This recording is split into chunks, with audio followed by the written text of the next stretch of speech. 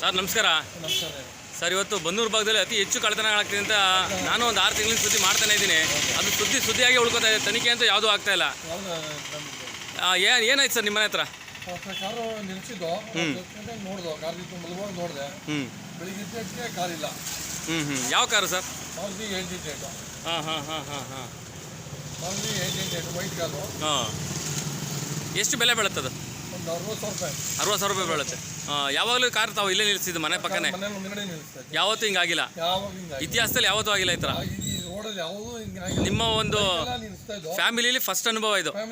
ಈಗ ನಾವು ಕೂಡ ಚಿಕ್ಕದಿಂದ ನೋಡ್ತಾ ಇದ್ದೀವಿ, ಬಟ್ ನಿಮ್ಮ ಫ್ಯಾಮಿಲಿಯಲ್ಲಿ ಇದೊಂದು ಫಸ್ಟ್ ಅನುಭವ. ಒಂದಿನ ಕಳ್ತನ ಆಗಿಲ್ಲ.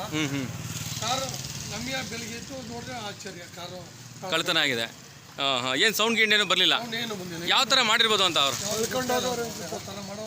ನಮಗೆ ಅದೇ ತಲೆಗೆಟ್ಟು. ತಮ್ಮ ಪರಿಚಯ? ಕೆಂಪಣ್ಣ. ಸಂಬಂಧಪಟ್ಟಂತ ಇಲಾಖೆಗೆ, ಪೊಲೀಸ್ ಇಲಾಖೆಗೆ ನನ್ನ ಮಾಹಿತಿ ಕೊಟ್ರಾ? ಸರ್ಕಲ್ CM ಫಂಕ್ಷನ್ಗೆ ಅಂದ್ಬಿಟ್ಟು ಹೋಗಿದ್ದಾರೆ. ಸಾಯಂಕಾಲ ಬನ್ನಿ ಅಂತ ಹೇಳಿದ್ರು. ಈಗ ಹೋಯ್ದು ಬಂದು ಜಸ್ಟ್ ಈಗ ಮನೆ ಬಂದೆ. ಅಲ್ಲ, ಸತತವಾಗಿ ನೋಡಿ ಒಂದೇ ದಿನ 5 ಕಡೆ ಕಳ್ತನ ಆಗಿದೆ. ಮೊನ್ನೆ ಕೂಡ ಸುದ್ದಿ ಮಾಡಿದ್ದೀನಿ. ಆಯ್ತಾ, ಏನು ಈ ಥರ ಕಳ್ತನಗಳಾಗ್ತಾ ಇದ್ದಾರೆ, ಏನು ಹೇಳ್ತಾರೆ ಇದ್ರ ಬಗ್ಗೆ? ಏನು ಹೇಳ್ತಾರೆ, ಅದೇ ಸರ್ಕಲ್ CM ಫಂಕ್ಷನ್ ಹೋಗಿದ್ದಾರೆ. ಬನ್ನಿ ಸಾಯಂಕಾಲ ಟೀಮ್ ಮಾಡಿದ್ದೀವಿ ಇಮಿಡಿಯೇಟ್ಲಿ ಆ್ಯಕ್ಷನ್ ತಗೋತೀವಿ ಅಂತ ಹೇಳಿದ್ದಾರೆ. ನೋಡೋಣ. ಅಲ್ಲ ಸರ್, 6 ತಿಂಗಳು ವರ್ಷದಿಂದ ಇದೇ ಥರ ಆಗ್ತಾ ಇದೆ. ಹಳ್ಳಿ ರಾಬ್ರಿಗಳಾಗ್ತಾ ಇದೆ, ಕಳ್ತನಗಳಾಗ್ತಾ ಇದೆ, ಚೈನ್ ಸ್ಯಾಕಿಂಗ್ ಆಗ್ತಾ ಇದೆ.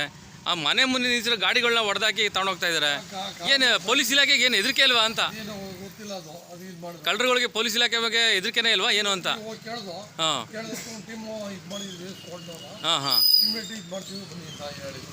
ಓಕೆ. ಹಾಗಾಗಿ ಕಂಪ್ಲೇಂಟ್ ಲಾಂಚ್ ಮಾಡಿದ್ದೀರಾ ಅಥವಾ ಸುಮ್ಮನೆ ಮಾಹಿತಿ ಕೊಟ್ಟಿದ್ದೀರಾ? ಓಕೆ. ವೀಕ್ಷಕರೇ, ನಾನು ಅತಿ ಹೆಚ್ಚು ಸುದ್ದಿಗಳನ್ನ ಮಾಡ್ತಾನೆ ಇರ್ತೀನಿ. ಯಾಕೆಂದರೆ ಕಳ್ಳತನ ಸುದ್ದಿಗಳನ್ನ, ಅತಿ ಹೆಚ್ಚು ಪ್ರಕರಣಗಳನ್ನ ಮಾಡಿರುವಂಥ ಸುದ್ದಿ ನಾನೇ ಬನ್ನೂರಿನಲ್ಲಿ. ಇವತ್ತು ಕೂಡ ನೋಡಿ, ಮೊನ್ನೆ ಕೂಡ ಸುದ್ದಿ ಮಾಡಿದ್ದೀವಿ. ಇವತ್ತು ಕೂಡ ನಿರಂತರವಾಗಿ ಕಳ್ಳತನ ಆಗ್ತಾಯಿದೆ.